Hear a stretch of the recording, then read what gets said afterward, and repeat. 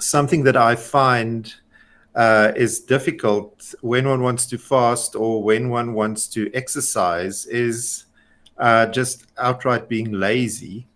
Now, my question is the kind of like medical and scientific kind of proof that you can give, doctor, about if one is more healthy, if you fast more, then working on becoming healthier, working on fasting properly, that also reduces one's laziness in a way, because you have more energy, you have more positive attitude, you have more accomplishment that you feel you're applying. So laziness is something that we struggle with, but as we push on through it, it reduces. Am I right in saying that? I think so. I mean, I also think that there's a wisdom in the church too, that we're supposed to start these practices at a very early age. I know myself, I started fasting at 7. I wasn't necessarily doing it Athos style, but I was a vegan essentially, and following the tempo of the church. I married a really beautiful girl at like 22, but like I had all the chances in the world to kind of waste my time with a whole bunch of whatever. And, in some ways, I'm connecting this here to say that from the age of 7, I was taught how to say no constantly. Yeah. And I was taught that I had to, cope with what everyone else was doing, whether I participated or not, but like still get the work done. And that's a powerful lesson to learn at a young age.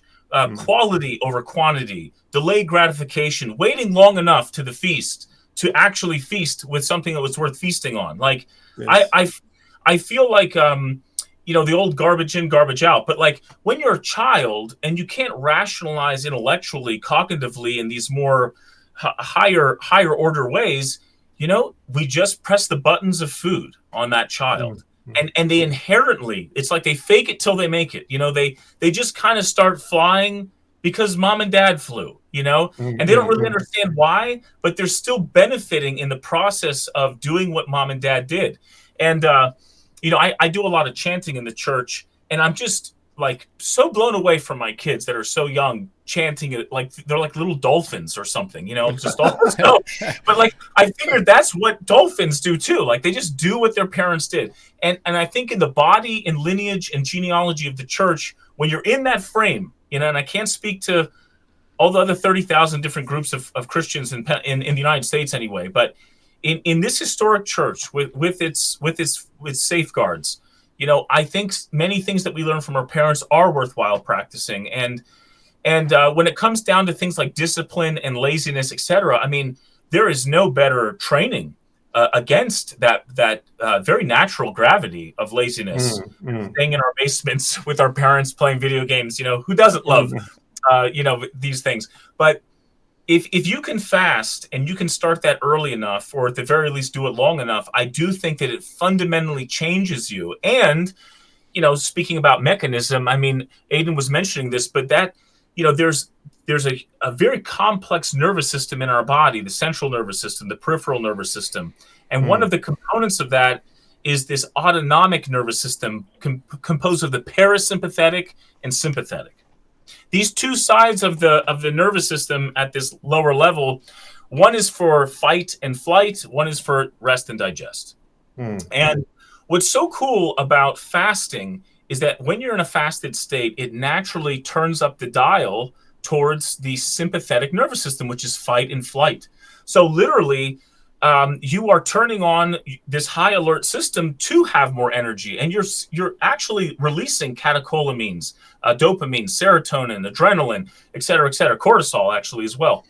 And this will give you energy to get through your day and live that well-rounded day. And in the case for me, it means taking care of patients, with strokes and heart attacks and lacerations and dog bites and bear attacks and et cetera, all sorts of madness. But, I physiologically am having these processes turned on, and at the same time, God has given me a mechanism through fasting to do that naturally. I always like to make the comparison because I think it's powerful. When you take cocaine, methamphetamine, various uppers, stimulants, they force that release of those same those same catecholamines. The problem is that when you do that with exogenous stuff that's not the right dose, that's not naturally released, you lose your teeth, you get dissections of your aorta, Yeah. you get clots in your heart, But if you do it the right way, in the fasted way, I don't see the downside, except just lots and lots of energy. So by all means, wake up fasted, feel high energy for as long as you have to, and get your day done. And I think that feeling of, hey, it's time to get something done, that restlessness, you can then redirect that into productivity and get rid of that laziness.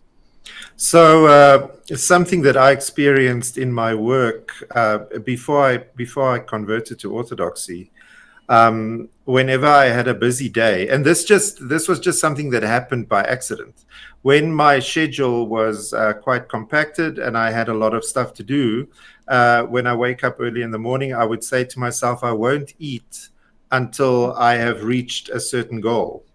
And I can say for a fact, even at that stage as a non-Orthodox and not knowing what I was doing, I was just going on instinct, that those were the most productive times I've experienced. And that's just a silly thing that I experienced before I was Orthodox. No, that's clever. That's really clever. And depending on how you did that, you might have been getting a certain, physiological benefit even beyond that augmentation of that sympathetic nervous system.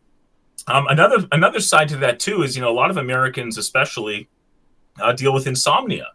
And I think one of the reasons for that is they are constantly confusing their nervous system by means of when they eat to turning on that one side or the other. So if you're eating throughout your day, you're kind of turning on that rest and digest system. And I think what happens is people have to then compensate for that by eating an outrageous amount of food and so much more frequently to kind of overcome that. So they're just kind of pouring gasoline on a fire, But if they just did it in the right way, because the average American evidently eats 11 times across 15 hours. Goodness. So they're literally every time they eat saying rest and digest. Rest and digest. And you can feel that, right? I mean, the jokes I had at work were like, hey, how you doing, Pete? Oh, well, I'm tired. I just started at work. Can't wait for a coffee or a snack. Oh, when's lunch going to be? Oh, I'm even more tired now. Oh, when's the work day? I can't wait for dinner. Oh, I'm just tired all the time. And really, I think what was happening is I was essentially dumbing down my nervous system to be in this state of digestion and rest, because those two things come together. You're resting and digesting, So it's really wild. And I also will say too that, people that tend to fast, intermittent fast, when they start releasing ketones, when they burn through all the sugar in their muscle and liver, they start releasing ketones. Ketones are a very brain-friendly fuel. And never mind the fact that some theorize that cancer can't utilize that fuel, which is an interesting long-term preventative perspective to keep in mind.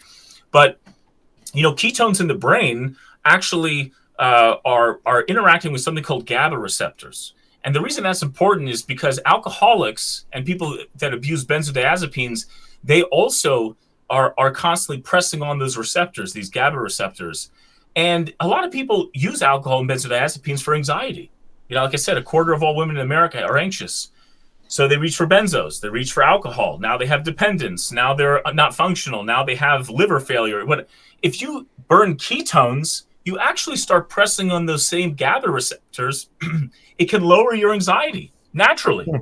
Wow. So it's just such an interesting thing that that it starts out with a spiritual aim, manifests as a physical practice in a certain let's call it inconvenient and irrational sort of daily routine, and suddenly God has engineered into the fabric of our existence, our creation, our cells, this benefit. And I just see it as the most funny, ironic thing in the world. Yes. That God commands us to fast, and 80% of all disease is entirely preventable. Sure. It's like such a meek thing to realize that God gave us this thing that doesn't cost anything. It's not a nuclear power plant that needs, a tremendous investment and lots of safeguards. It's this truly democratic, universal practice that all humans can use, and we can eliminate 80% of a lot of suffering. It's cataclysmic. It really is, and it's so humble. and in a certain sense, not surprising. But it does start with this spiritual undertaking and does manifest as a health issue. And so, from the ascetic aesthetic, perspective, I mean, you're onto something. You're onto something in a certain sense. What you're teasing at is that somehow when God tells us to fast and we're supposed to anoint ourselves with oil and look well, not to look morose, I almost take that as a litmus test. If you're not fasting properly and you can't pull that off, you're doing something wrong. And again, if you're not in a good state of health and the temple of your soul isn't beautiful like Solomon's temple, something's wrong. And I think God has created the earth so that virtue and beauty can align. And so that's it's just another thesis point to this whole discussion. But it's funny that you naturally kind of solve that issue for yourself by asking yourself to intermittent fast and making sort of a reward game there with achieving something and then getting to eat that breakfast food finally, I hope. Ascetic Aesthetic, Orthodox Christian Fitness.